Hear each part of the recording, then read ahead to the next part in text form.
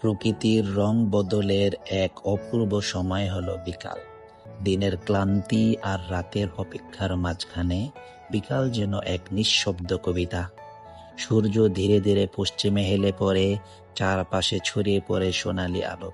আকাশ রঙিন হয় নরম কমলা, হালকা লাল আর বেগুনি আভায়। বিকালের হাওয়া থাকে নরম, মনকে ছুঁয়ে যায়। পাখিরা ঘরে ফেরার পথে ডানা মেলে উড়ে চলে যায় দিগন্তের দিকে। মাঠে খেলতে নেমে পড়ে শিশুরা, কারো হাতে থাকে ব্যাট বল, কারো ঘুড়ি। আর কোনো ঘরের ছাদে হয়তো কেউ চুপচাপ বসে থাকে প্রিয় কারো কথা ভেবে। বিকাল শুধু আলো ছায়ার খেলা নয়, এটি অনুভূতির সময়।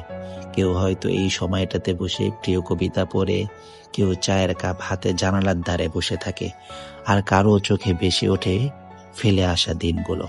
বিকাল যেন এক স্মৃতির আঙ্গিনা, যেখানে ভালোবাসা, না পাওয়া আনন্দ আর হাহাকার একসাথে মিশে যায়।